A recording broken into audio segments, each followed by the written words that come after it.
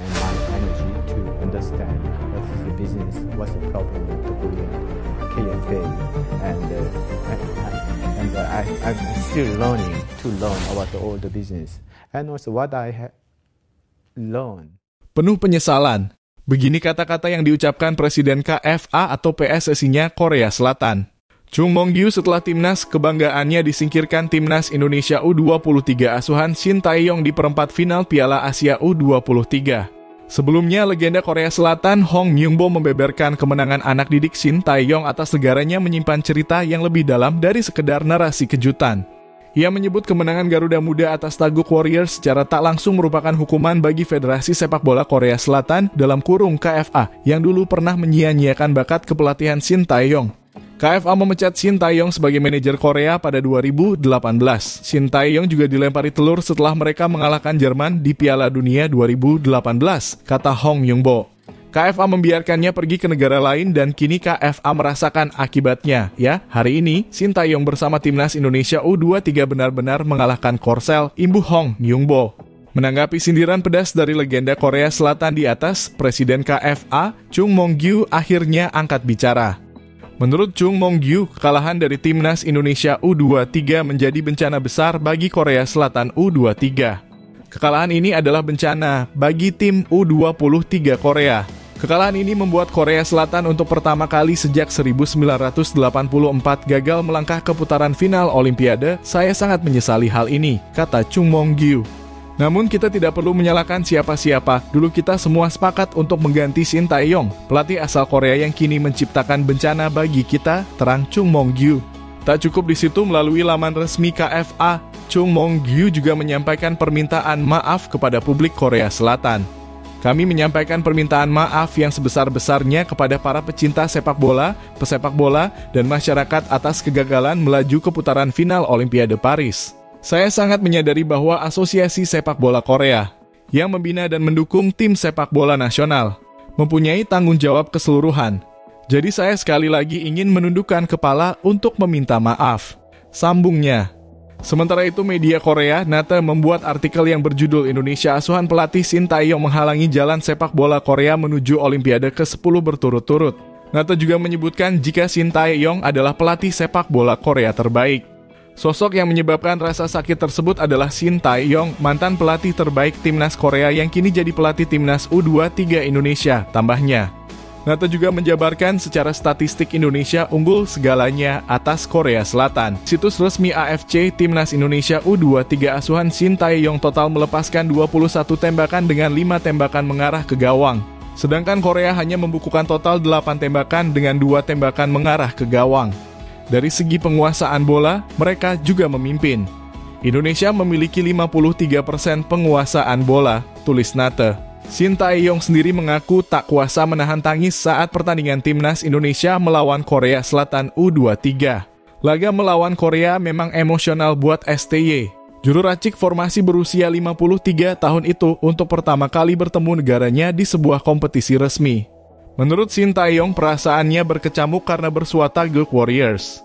Apalagi laga ini menentukan buat Indonesia dan Korea Selatan untuk bisa terus melaju di Piala Asia U23 dan semakin dekat merebut tiket Olimpiade 2024. Sangat disayangkan, tapi kami tidak bisa menyerah karena kami bertemu di perempat final, ucap Shin Tae-yong.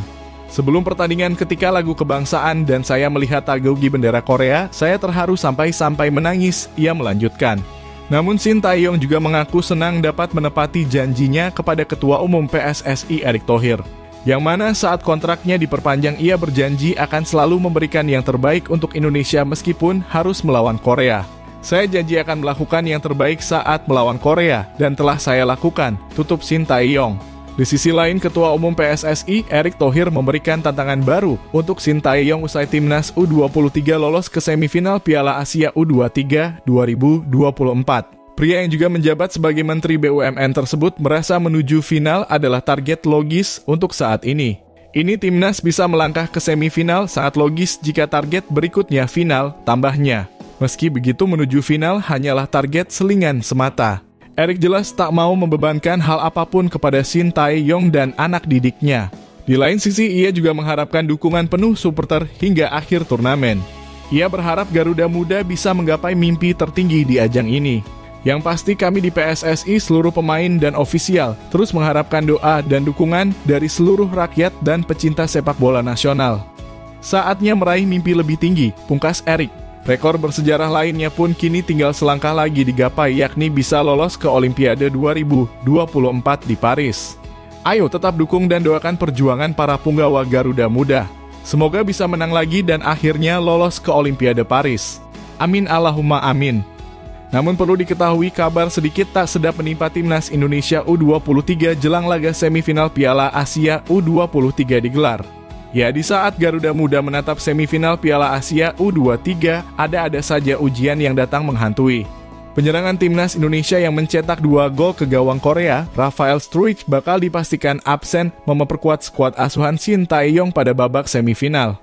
Rafael Struijk diperkirakan tidak bermain untuk timnas Indonesia di babak semifinal Piala Asia U23 setelah mendapatkan akumulasi kartu kuning. Kartu kuning pertama yang didapatkan Rafael Struijk saat timnas Indonesia meraih kemenangan atas Yordania dan kartu kedua saat menghadapi Korea Selatan di babak perempat final. Hal ini tentu akan menjadi PR bagi pelatih timnas Indonesia yakni Shin Tae-yong dengan absennya Rafael Struijk di lini serangan mereka. Apalagi saat mengalahkan Korea Selatan, Shin Tae-yong masih mengaku tak puas 100%. Shin Tae-yong mengatakan awalnya memang dia ingin bisa memastikan kemenangan di waktu normal atau setidaknya babak tambahan. Tapi itu tak jadi kenyataan dan akhirnya adu penalti jadi penentu. Saya mencoba untuk bisa menang dalam waktu 90 menit atau di babak tambahan. Itulah kenapa pergantian pemain seperti yang Anda tanyakan, tutur Shin Tae-yong. Terkait pengganti Rafael Struijk, Shin Tae-yong masih memiliki beberapa pilihan pemain yang dapat diandalkan di lini depan. Mari kita telusuri statistik dari 3 pemain yang menjadi kandidat kuat pengganti Rafael Struijk tersebut. 1. Ramadhan Sananta. Ramadhan Sananta, penyerang Persis Solo, adalah salah satu kandidat pengganti potensial untuk mengisi posisi yang ditinggalkan oleh Struijk. Meskipun pernah mendapatkan kartu merah dalam pertandingan sebelumnya, statistik permainannya menunjukkan kemampuan yang layak untuk diperhitungkan. Dalam statistik Liga 1 Indonesia, Ramadhan Sananta mencatatkan total 8 gol dalam 23 pertandingan yang dimainkannya. Namun Ramadhan Sananta juga perlu memperhatikan jumlah kartu kuning yang cukup tinggi, yaitu 4 kartu kuning. Ini menunjukkan potensi risiko untuk terkena hukuman-hukuman di laga semifinal. 2. Hoki Caraka. Hoki Caraka, penyerang PSS Sleman, adalah nama lain yang patut diperhitungkan sebagai pengganti Rafael Struijk. Meskipun statistik golnya tidak seberapa mencolok, dia memiliki pengalaman yang cukup baik di level timnas U19 dan juga beberapa penampilan untuk timnas senior. Dalam statistik Liga 1 Indonesia, Hoki Caraka mencatatkan 4 gol dalam 27 pertandingan yang dimainkannya. Meskipun demikian, kontribusinya bukan hanya dalam hal mencetak gol. Dengan 2 assist yang dia berikan, dia juga terlibat dalam pembuatan peluang bagi rekan-rekannya. Namun yang perlu diperhatikan dari Hoki Caraka memiliki penampilan yang angin-anginan, kadang ia moncer, kadang melempem. Jam Kelisroyer, penyerang kiri Persik Kediri, mungkin bukanlah pilihan utama sebagai pengganti Struijk. Namun dia memiliki karakteristik unik yang bisa menjadi pilihan alternatif. Dengan kemampuan menggiring bola dan kecepatannya, dia bisa memberikan tekanan tambahan di lini serang. Ia bisa diplot sebagai penyerang pelapis ketiga di skuad timnas Indonesia U23.